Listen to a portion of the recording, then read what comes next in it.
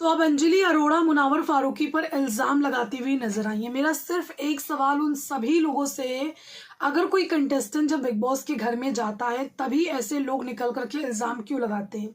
मुनावर तो अक्टूबर में big boss के घर में गए, लेकिन उससे पहले तक के अंजलि ने मुंह क्यों नहीं खोला? क्या वो इंतजार कर रही थी कि एक बंदा बिग बॉस के घर में जाएगा तभी ये सारी चीजें मैं बताऊंगी?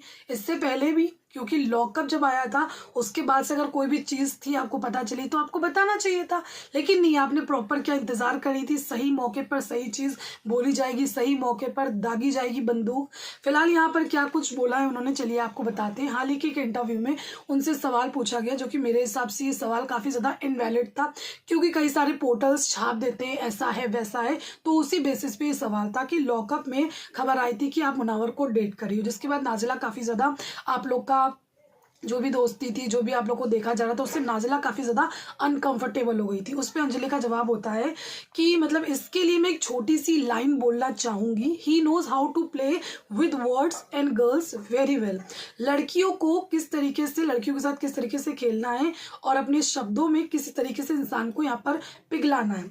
ये क्यों कह रहे हो, उनसे ये पूछा गया कि आप ऐसा क्यों कह रहे हो, तो उन्होंने कहा कि मतलब क्योंकि उन्होंने बहुत सी लड़कियों की जिंदगी आई डोंट नो कितनी होंगी जो कि अभी तक के बाहर आना बाकी हैं। जी हाँ, उन्होंने ये एक बहुत बड़ा आरोप लगाया कि अभी बहुत सारी लड़कियां हैं जो कि बाहर आना बाकी हैं। उसके बाद मुझे सवाल पूछा जाता है कि आप किस आधार पर ये बातें बोल रहे हो, तो उन्होंने कहा कि I have lots of thing but I don't want to waste my time.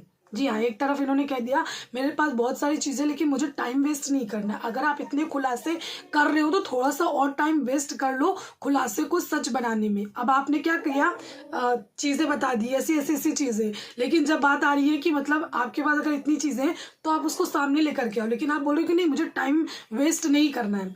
एक इंसान पर मतलब उसमें आग में घी डाल दी और फिर आप साइड हट गए कि नहीं मुझे नहीं, इसमें इस आग में मुझे नहीं जलना है।